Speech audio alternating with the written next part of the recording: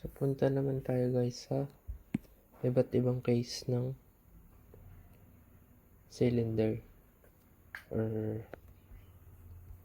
yung itsura niya. So, una, pag hindi siya nagalaw, ganyan lang siya. So, walang nangyayari. And then, pabilisin ko ng konti. Magkakaroon siya ng movement na ganyan. Medyo naging ganyan na siya. And ang rule, hanggat hindi siya tumatama dito, yung distance na ito, pawayan ay D. Tsaka yung distance nito from here hanggang here is equal pa yan. Yun yung rule. So, tingnan natin kung mamaya pala. Punta muna tayo sa kasunod na case. So, pag pinabilis pa natin yan,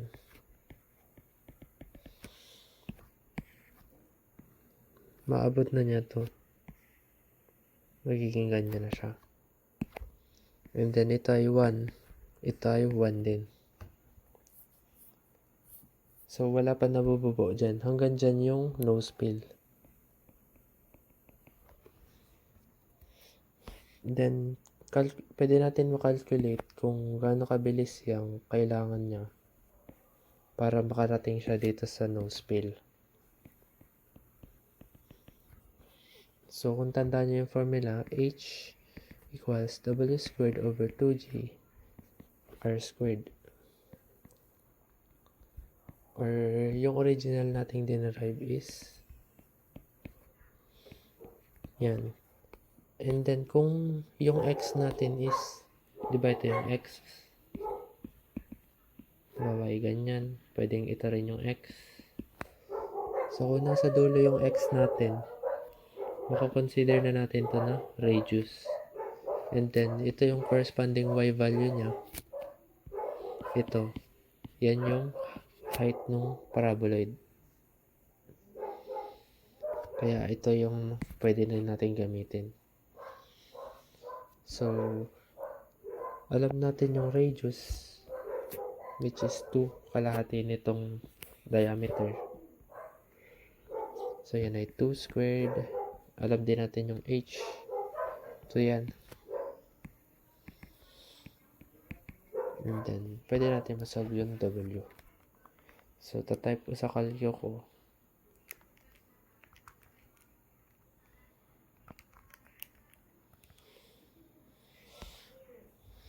So, ano ko kung W is 3.132 rad per second, or kung gusto nating RPM, ito kasi yung usual na, ito yung medyo common, revolution per minute. So, yan ay 3.132. So, ilang radian ang 1 revolution? So, 2 pi. So, bali ganito yan. Dito pala muna tayo sa rad per second, no? So, ang revolution is 1 revolution is 2 pi, ano? Tapos, ang 1 minute is 60 seconds. So, dito ko nilagay yung 60 para dito yung 1 minute. Para makancel yung seconds. And then, dito ay rad. Makakancel natin yung rad. So, basically, ito lang, times mo lang siya sa 60 over 2 pi or 30 over pi. Makukuha mo na yun. 29.91. Ito na yung RPM.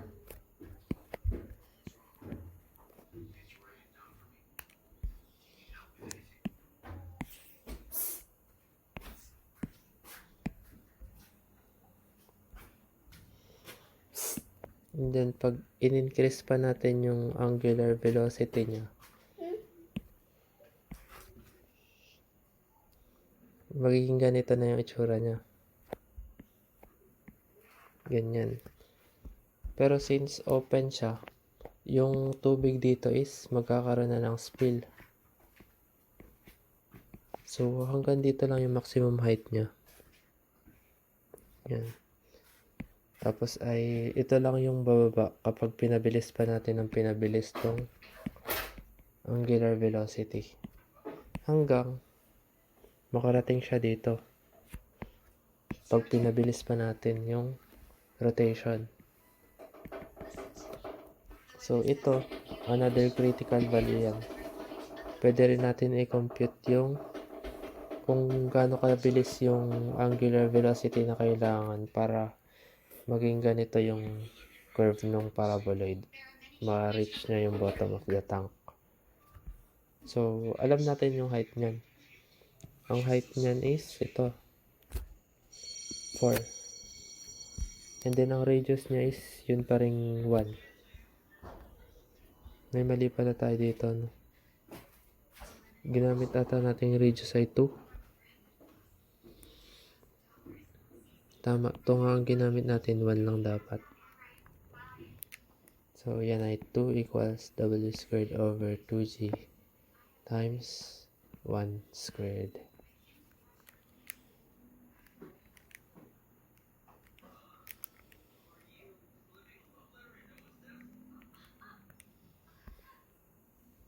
So, ang tamang sagot dito is 6.26 rad per ay positive. Or 59.82 RPM.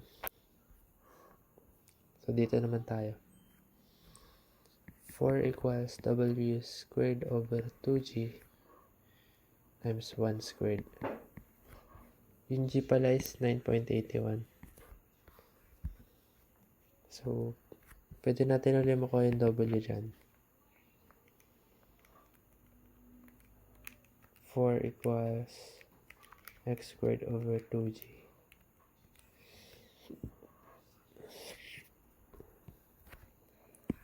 So, ang W natin dito is 8.859. Or 84.59.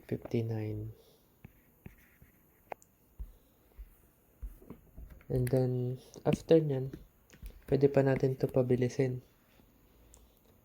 Increase pa natin yung angular speed or velocity or yung omega. Ganito na yung mangyayari nyan. Lalampas na yung paraboloid dito. So, mangyayari nyan, natapon na yung, mas marami ng tubig yung natapon. And then, kita na yung ilalim ng cylinder. Tapos ito, imaginary na lang na paraboloid for computation purposes.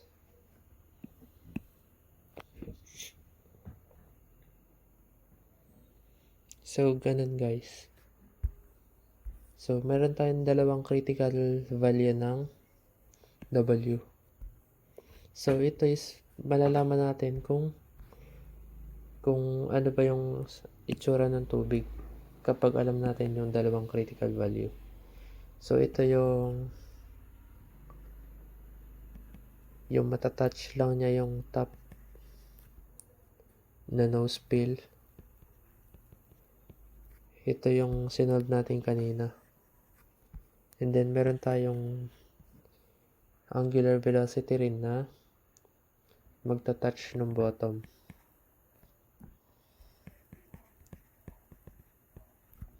Which is, ito naman. So, say for example, meron binigay na dimension ng cylinder tsaka ng height ng tubig na ganyan. Pwede mo nang isolve lagi yung W, ito, tsaka ito, para malaman kung anong case siya.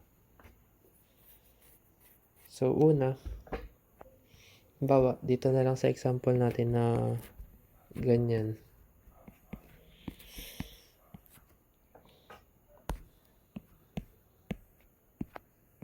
Yan yung example natin. Pag sinabi na sa tanong na ang W natin is 9 rad per second, ano magiging itsura ng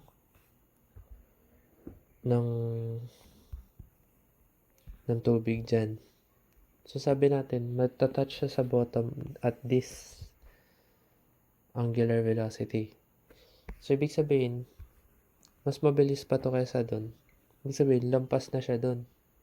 Which is, that would mean na lampas na yung paraboloid. So, hanggang dito lang yung max height niya kasi open siya. And then, tapon na yung ibang tubig. And then, hanggang dyan lang siya. Ay, ito na. Lampas siya. Sabihin naman natin na 4 rad per second. So, tingnan natin yung dalawang critical value. Ito, tsaka ito. So, mas mababa siya dun sa matatouch lang yung top. Ibig sabihin, hindi niya matatouch yung top. Kasi hindi siya ganun kabilis para matouch yung top. So, ganyan yung itsura niya. Sabihin natin na 7.5 naman. So, nasan siya? So, nasa pagitan siya ng touch top at touch bottom. Ibig sabihin, na-touch na yung top. And then, mas mabilis siya ng konti. Mas mabilis siya kaysa dun sa touch top. Ibig sabihin, ganyan siya. Pero hindi siya lalampas dito kasi mas mabagal siya kaysa dun sa angular velocity na magta-touch dun sa bottom. So, hanggang dito lang siya. Ganyan yung magiging itsura ng paraboloid. So, mahalaga yung, alam mo yung itsura ng paraboloid para ma-solve natin yung V-spill. Kasi iba na yung computation kapag ganito. So, ganun. So, sample tayo. Mamaya na pala. Sa iba't ibang case muna tayo dito. So, yun yung mga case.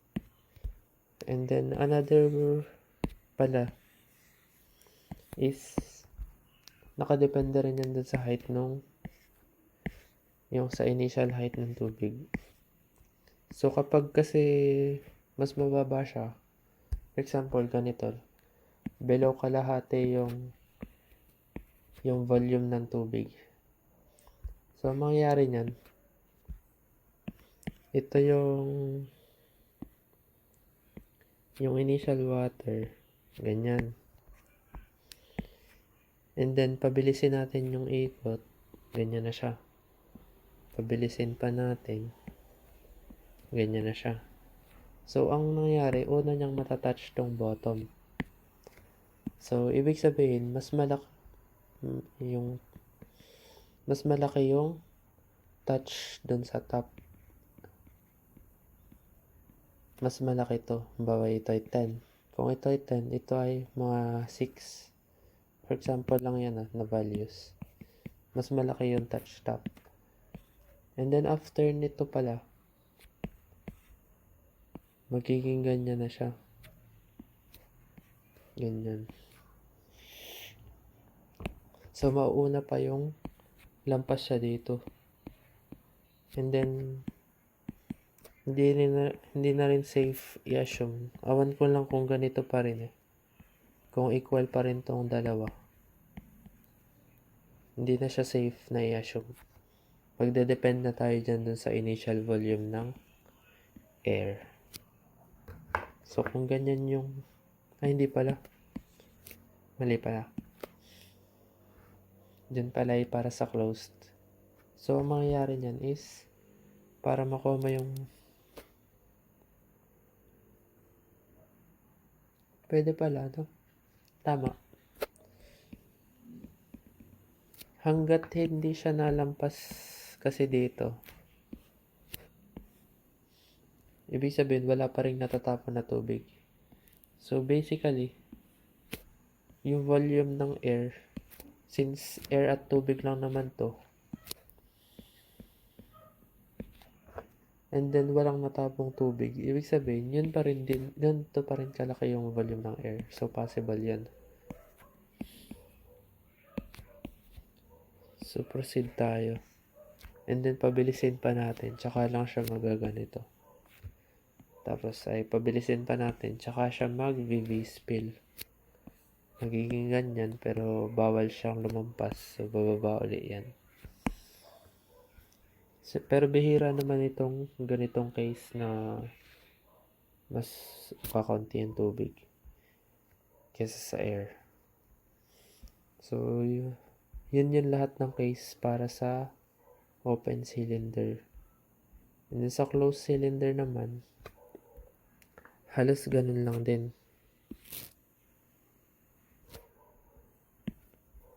Pinagkaiba lang niya is pwedeng lumampas yung paraboloid dito.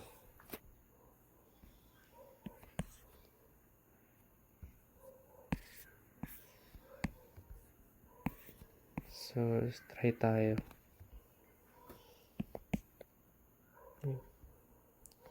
So, start tayo sa hindi nagalaw. So, ganyan muna siya. Pabilisin natin. Ganyan siya. And then, same principle holds. This one is equal. Hanggang marating niya to, equal pa rin tong dalawa. And then, pabilisin pa natin. Dito na sila magkakaiba nung open cylinder. So, bababa to, tataas to. Pero, hindi na equal to ang dalawa.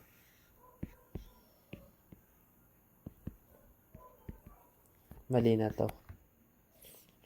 Ang ano na nito, ang basehan na nito is yung initial volume ng air. And then, so sa una,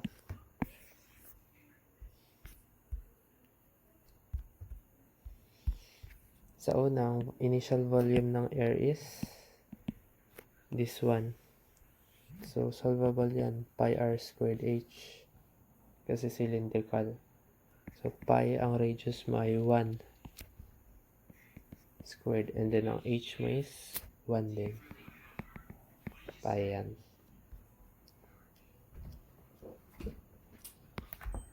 So, V air initial. Ito yan. And then, V air final. Ito naman yan. Solvable siya gamit ang paraboloid formula. So, pwedeng mangyari dyan ay from here to here lang. So, buhay tayo x1. Sabihin natin x1. Ano pala? From here hanggang simula dito hanggang dito. Distance niya ay x1. Sabihin, ang volume ng paraboloid ay pi x1 squared. And then, magkakaroon din siya ng y1. Ang y1 naman is yung height niya from here hanggang dito. So, ganun yung concept. So, hindi pa tayo magsasolve ng mga volume dito. In-explain ko muna yung mga case. And then, kalahati. So, ganyan. So, dapat ay equal tong dalawa. So, ito, solvable yan. Kasi alam natin lahat to. So, sabihin natin pa yan, pi over 2x1 squared y1. Dalawa yung unknown natin dito. Pero, meron tayong relationship, di ba, ng y1 at x1. Gawa ng ganito. So, kung 1 to, 1 din to. So, pwede natin substitute yung y dyan para maging ganito.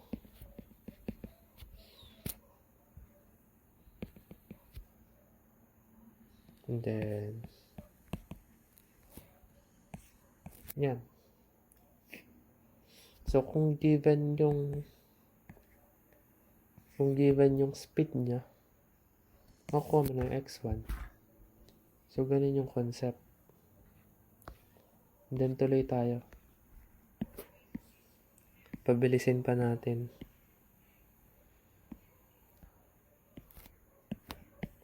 So, pag pinabilis pa natin,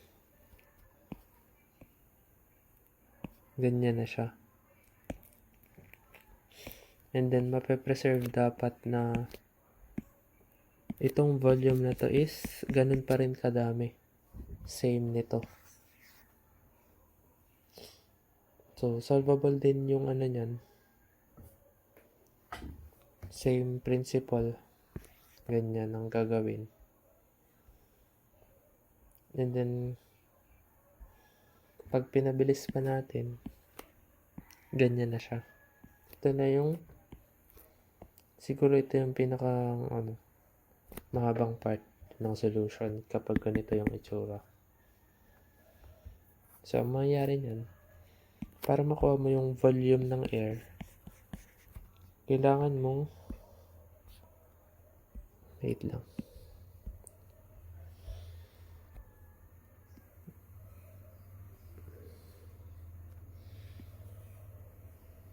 Sabihin natin ito yan.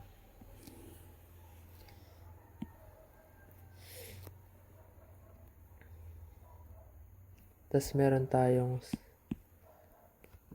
small paraboloid pa, which is this one. Yan.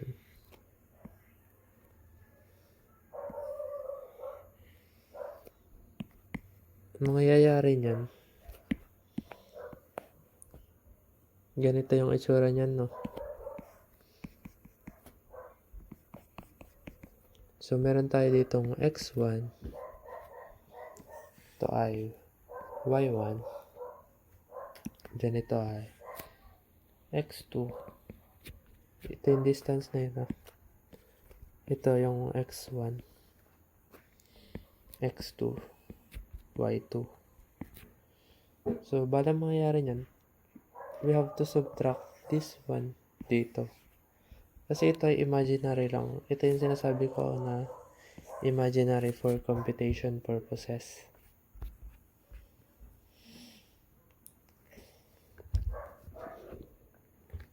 So, kailangan pag-subtractin yan dalawa. And then, may relationship naman tayo ng y1 and y2. Ang y2 ay yung y1 na lang. Equal siya sa y2 plus 4 kasi hanggang dito yan. And then, meron tayong square property naman. x1 squared. Kapag parabola, nakasquare yung x.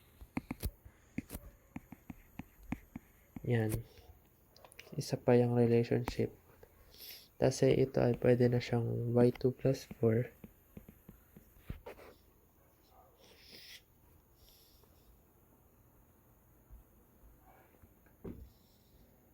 And then, yung volume ng air natin ay ganun pa rin. Ito pa rin. Pi. And then, equal siya dun sa final volume, which is volume nito minus volume nito, which is pi over 2. Sa 1 muna tayo. y1 x1 squared minus pi over 2 y2 x2 squared.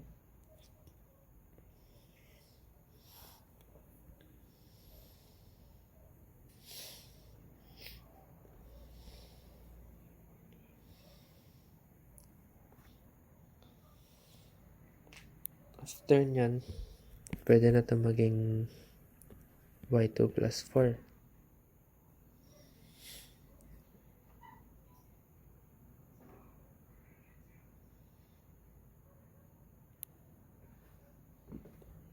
Then, gamit yung algebraic manipulations na kung ano, pag may relationship pa, pwede ma-solve yung volume ng air.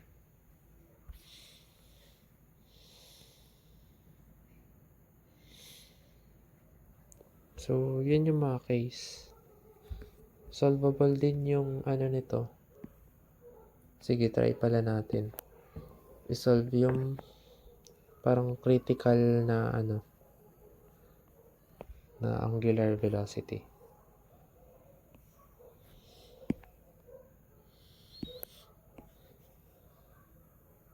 Yan.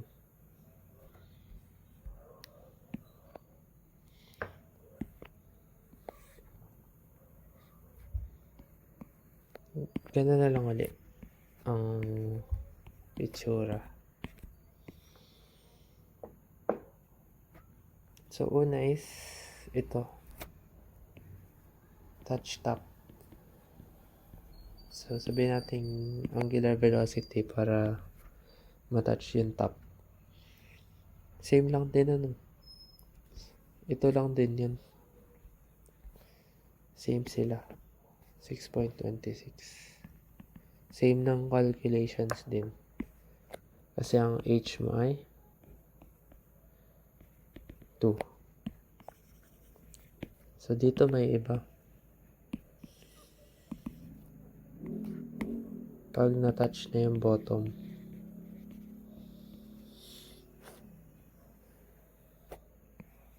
yan. Ay, hindi pala ganyan. Ganito yan. Yan.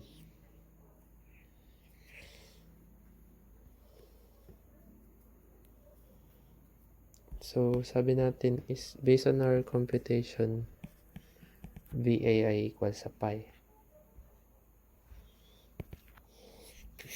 Equal yan sa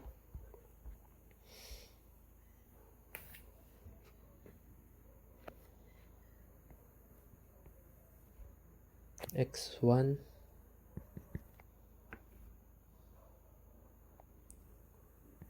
pi over 2 x1 to tsaka y1. Yan. So, cancelable to.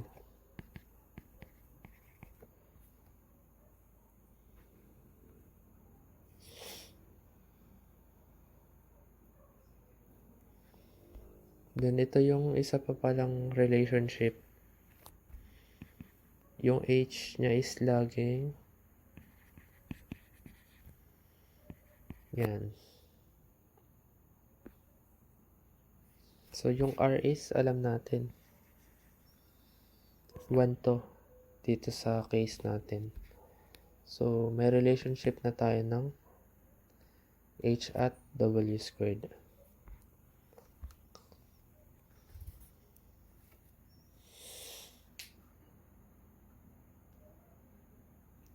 Or, pwede nating sabihin na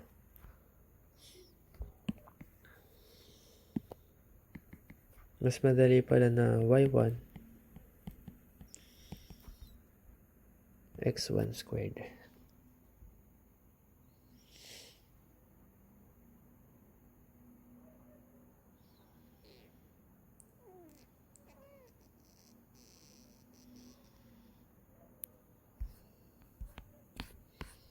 And then tuloy natin. 2 equals, convert natin sa y1 itong x1 squared.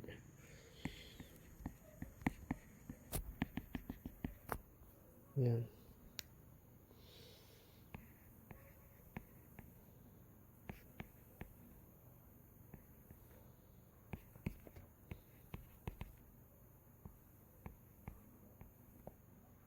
Ganyan siya. So, kailangan pa natin ng isang relationship para malaman.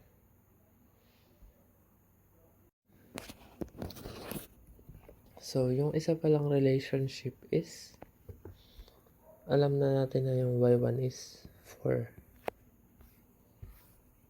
So, substitute na natin yan. And then square root 29.81.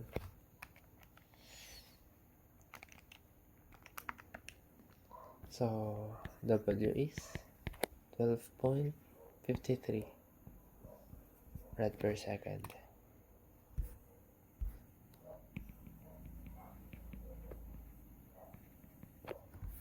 So kung ang binigay, kung may ganitong given na cylinder,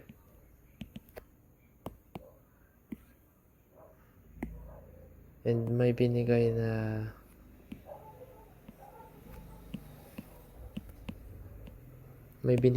angular velocity, for example ay 2, alam na natin yung itsura niya. Ang itsura niya, basta isolve natin yung critical values. So as long as masolve natin yung critical values, alam na natin yung itsura niya pag may binigay sa atin na angle. So ganyan yung itsura niya. And then may angular velocity na example ay 4. So ganun pa rin yung itsura niya. Pasok pa rin sa case na ganito. Sabihin natin na 7. Hindi ganyan na siya. Yan. Sabihin natin 10. Ganito siya. Yan. Wait lang. So, bababa. Divide by 7. Pag naging 10, bababa ito. Pero lalaki yung volume. So, liliit tong ganito. Para ma-maintain yung volume ng air. And then, 13. Ito na yung lampas. Yan, 13 yan. Medyo ganyan na. So, that's it guys for iba-ibang cases ng cylinder. So, again, dun sa closed cylinder, mauuna yung baba kung kakunti yung laman niya. So, ganito yung progression niya. So, ganyan muna, then ganyan, then ganyan. So, mauna niya matouch yung bottom. Tapos, ganyan. Yan. And then, ganyan. Bago ganyan. So, that's it guys for iba-ibang case ng cylinders. Ng parabolate sa cylinder.